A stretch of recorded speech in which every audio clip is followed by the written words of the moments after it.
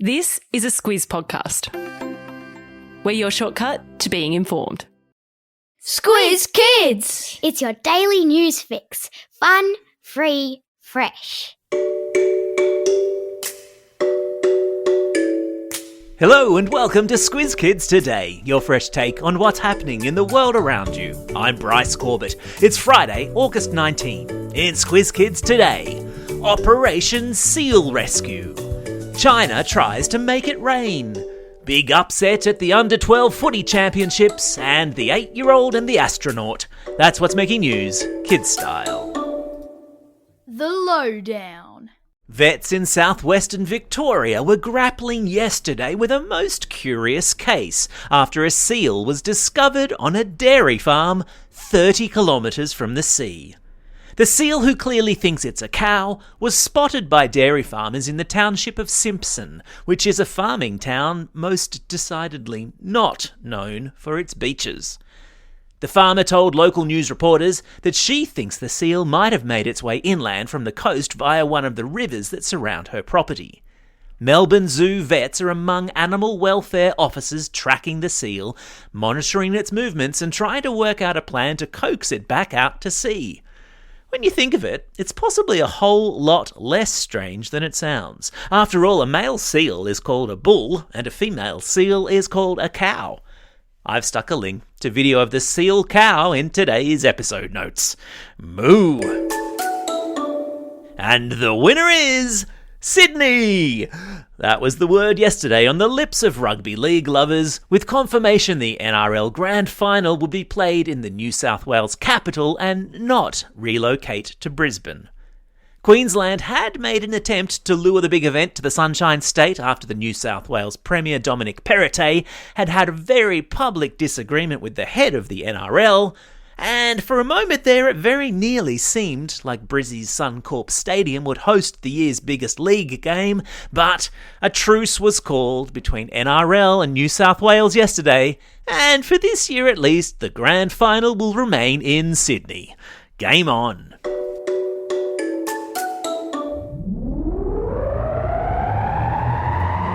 Spin the globe. Each day we give the world globe a spin and find a news story from wherever it stops. And today we've landed in China, where it's been so hot and dry in some parts of the country, planes have been out seeding clouds to try to make it rain. What does it mean to seed a cloud? In really basic terms, it means forcing the clouds to squeeze out a bit of rain. Now, how does that happen exactly? And what do planes have to do with it?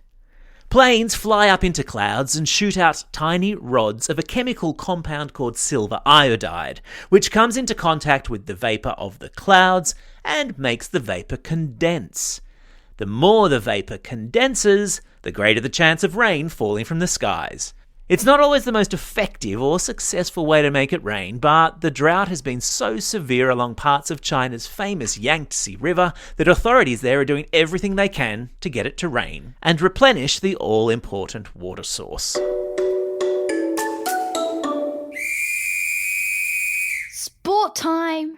A huge weekend for footy fans lies ahead as the AFL competition slides towards finals weeks, and all of your favourite teams have everything to play for. But it was the National AFL School Kids competition in Adelaide last week that caught our attention. Every year, the best under-15 and under-12 AFL playing schoolboys and girls from Victoria, New South Wales, South Australia, WA, Queensland and the ACT come together to play in the School Kids Championships. This year's tournament was held in Adelaide, and there were some interesting upsets. Despite winning the trophy for 18 of the past 20 years, the under-15 boys from Victoria came in third behind South Australia and Queensland.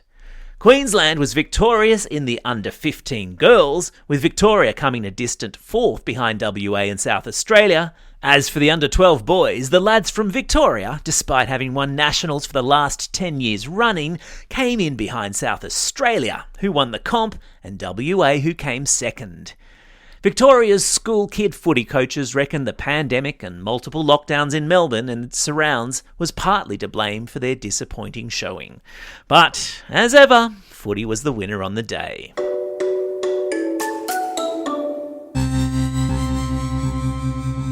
spaced out. What would you say is a good reason for your parents to come into your bedroom and wake you up in the middle of the night? House on fire, maybe? Help with the TV remote?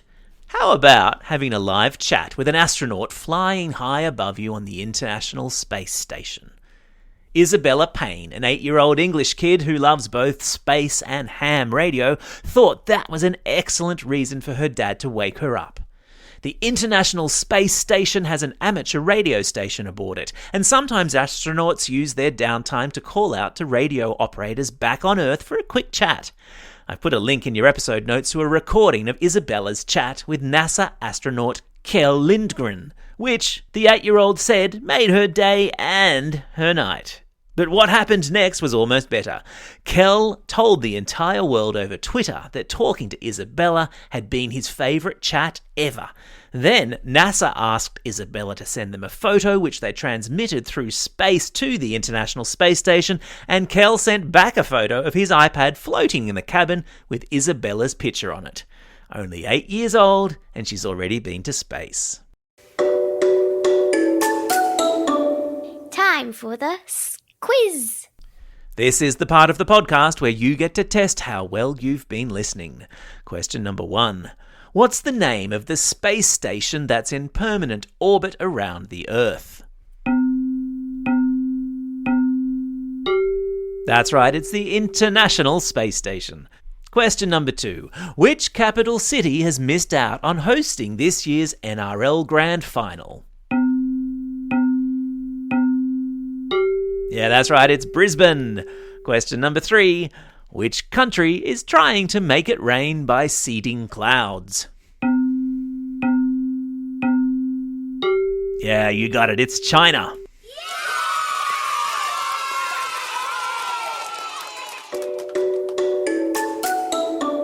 Shout-outs.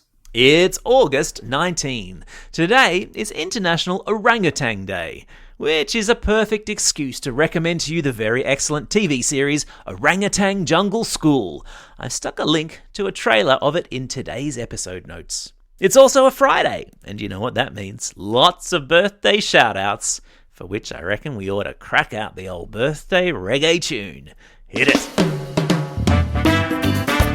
And it's a happy birthday today to these Squiz Kids. Samir from Killarney Heights, Inaya from Springfield, Alicia from Henley Beach South, Lauren and Ariella from Abbotsford, Nina from Mount Annan, Tague from Yarrawonga, Harry from Pullenvale, Lucas from Albion Park Rail, and Ella from New South Wales.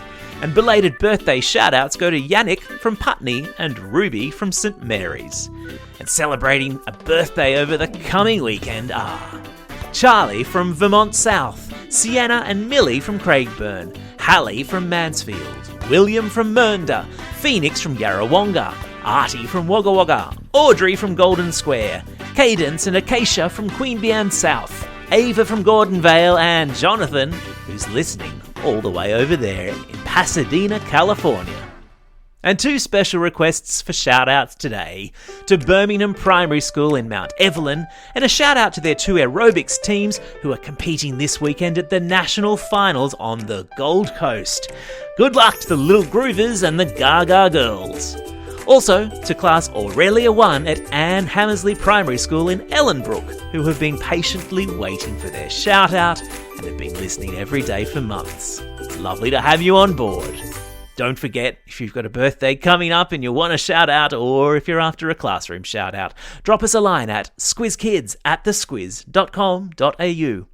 Well, that's all we have time for. Thanks for listening to Squiz Kids today. We'll be back again on Monday. In the meantime, get out there and have a most excellent weekend. Over and out.